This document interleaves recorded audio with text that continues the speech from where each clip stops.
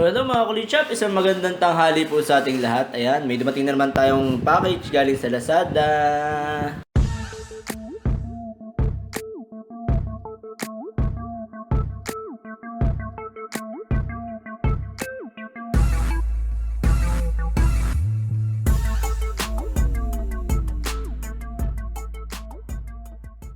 Alright, so napa-order po tayo nito ang package natin from Miller Mall sa halagang 188 pesos, ano?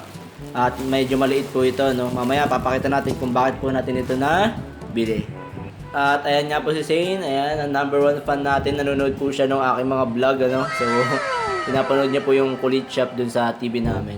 So, buksan na po natin tong ating package na nabili na dumating po after 2 days. So, nagtataka ako bakit napakaliit nito. From Miller Mall sa halagang 188 pesos. Okay naman, secure naman yung package niya. Alright, so eto na po yung Shillong Small Aquarium Filter, ano?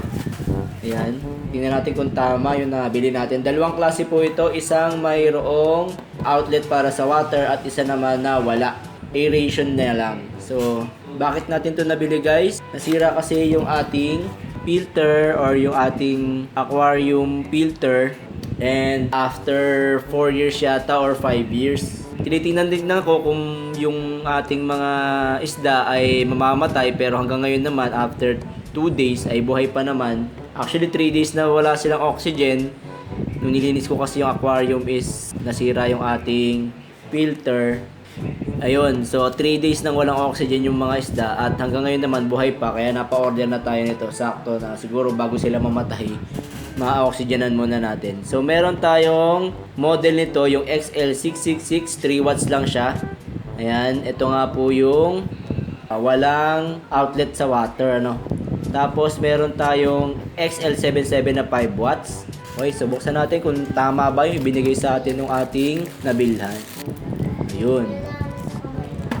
So, ganito lang po kaliit yung ating filter. Ayan, napakaliit niya. 5 watts. Yung nabili ko dati is worth 600 pesos. 15 watts yun. Mas malaki ng konti dito. Ngayon, dahil dadalawa naman yung aking isda. At para mas matipid nga sa... And then, ito yung pinaka-filter niya sa ilalim.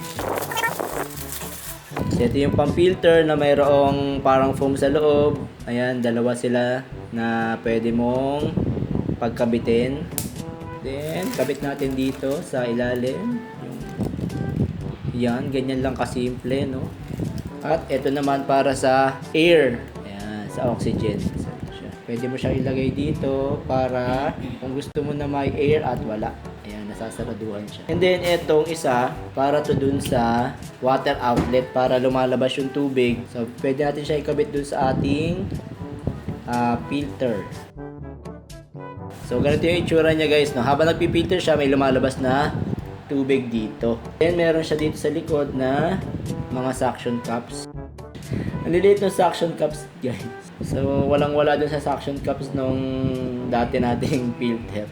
Naitapon ko na yun kasi sira na. Muntik pa nga ako makuryente kasi pag lusot ko ng kamay, umusok. Buti na lang di ako nakuryente. Yan. Tapos light up lang natin to para kumabit siya.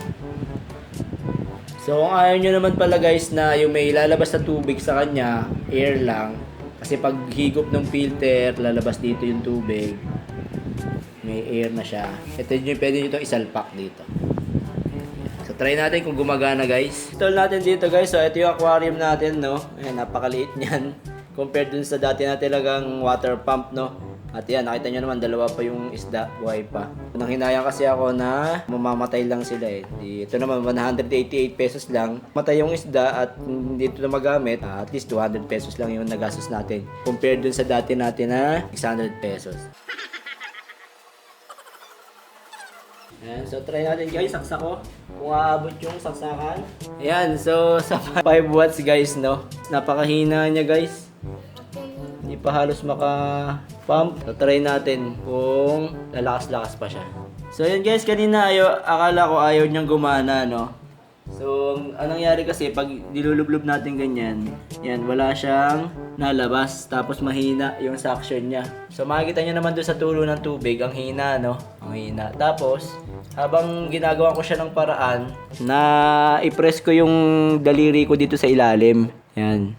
So, nung na-press ko siya sa ilalim, bumula siya. So, ang ginawa ko, itinaas ko lang yung filter dito sa ibabaw, ano. Dapat sumiksik siya dun sa opening nung water pump natin. So, ang ginawa ko kanina, so, tinulak ko lang yung filter nito. Tinulak ko siya, gamit yung daliri, tinulak ko ganyan. Then, nung kinabit ko siya na ganito, pagkabit ko na ganyan, yun. Lumakas yung kanyang pressure. Kung mapapansin nyo guys, ayan, lumabas na yung pinaka-bubbles niya and nakaka-pump na rin siya ng maayos ng tubig.